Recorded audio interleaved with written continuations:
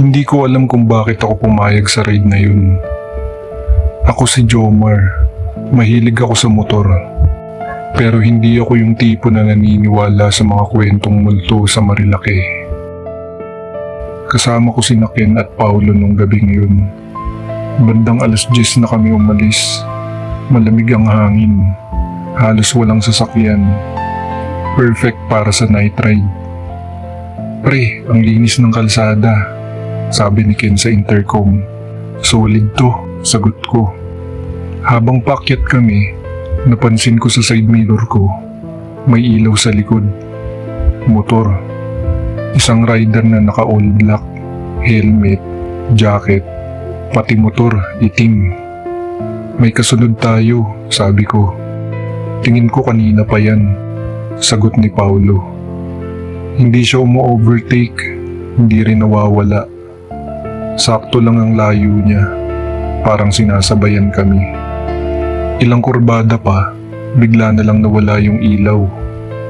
Pre, nawala na, sabi ko. Baka huminto, sagot ni Ken. Hindi ko alam kung bakit, pero kinabahan ako. Ilang minuto pa, may nakita kaming motor sa gilid ng kalsada. Nakapatay ang ilaw. Parehong-pareho ng itsura nung nasa likod namin kanina.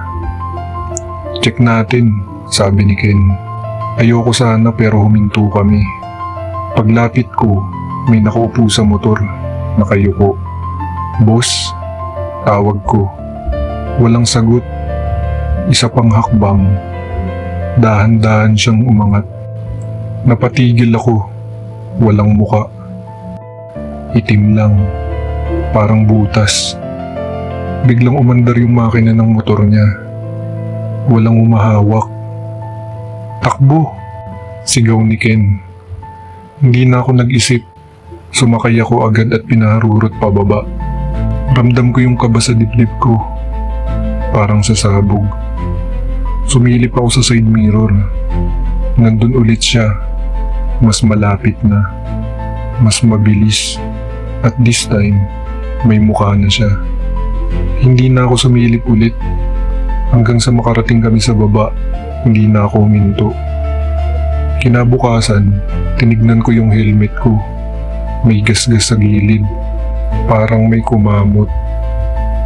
3 mahabang guhit. At sa ilalim nun, may nakaukit. Hindi ko alam kung paano. Pero malinaw na malinaw. Sumunod ka.